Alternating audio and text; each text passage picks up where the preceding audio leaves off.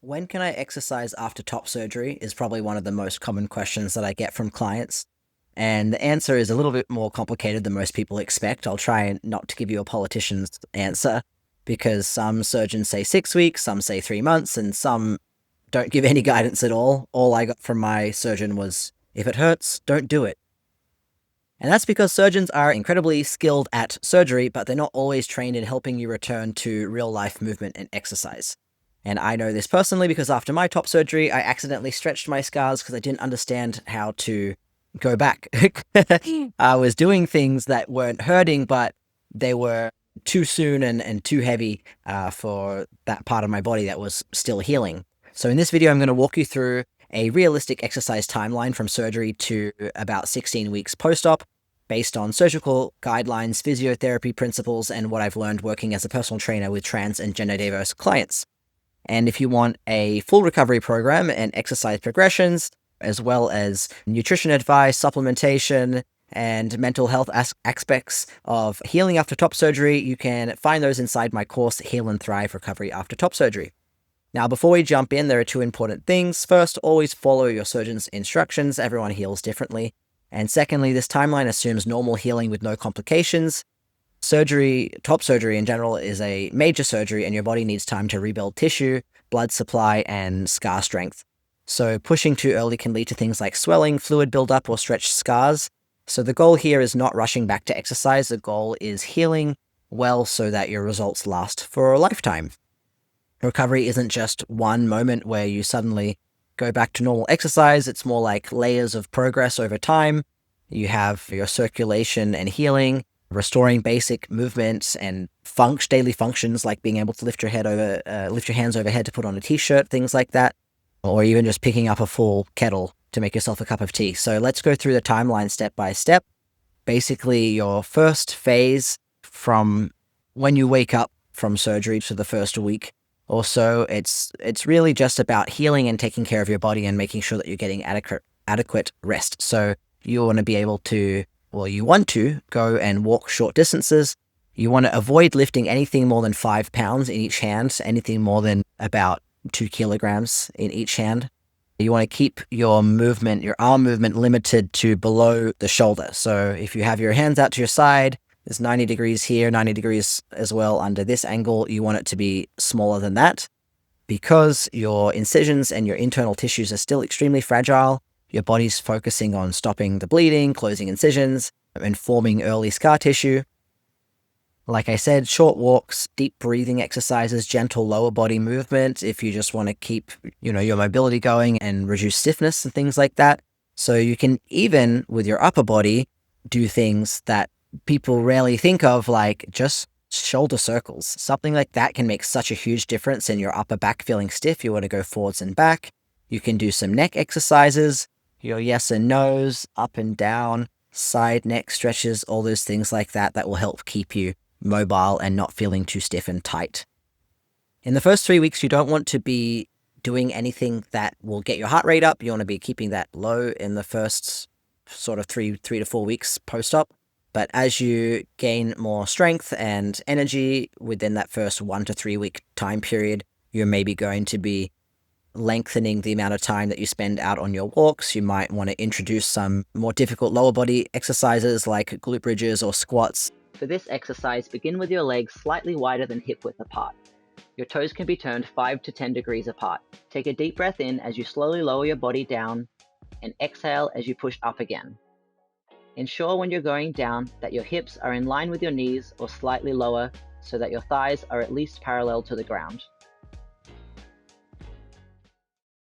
And things like that without holding on to any weight. So just body weight things that will be more difficult for your lower body. And then more upper body movements like your fist pumps, your arm raises, trying to just toe that line between having your hands in line with your shoulder and slightly higher, and wall walking and your broomstick exercises and drills, things of that nature while you're still rebuilding.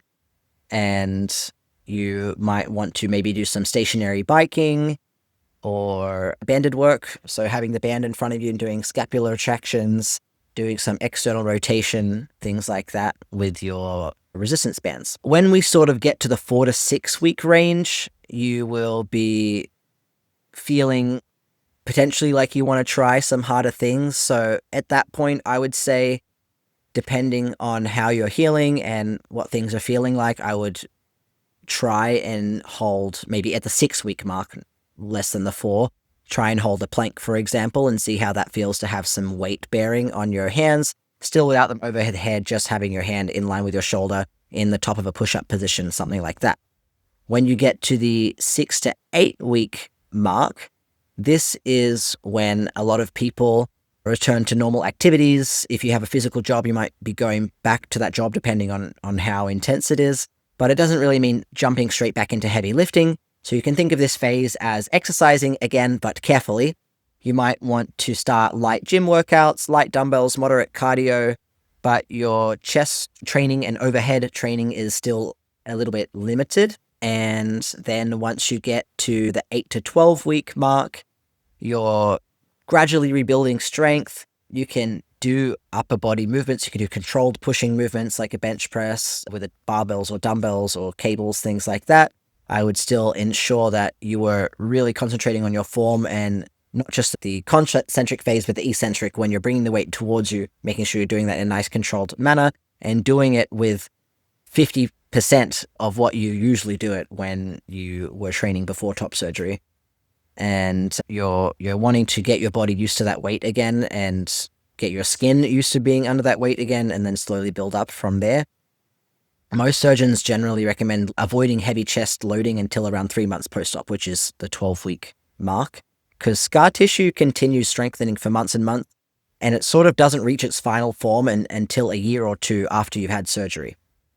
So by around the 3-month mark, you might be returning to heavier lifting, so bench presses, push-ups, pull-ups, heavy strength training, even heavy lower body strength training where your arms are being used to pull the weight. So a deadlift, you're not using your arms, but the weight is pulling down on your arms when you're doing a deadlift. So I would wait until the 3-month mark to start doing really, really heavy deadlifts again.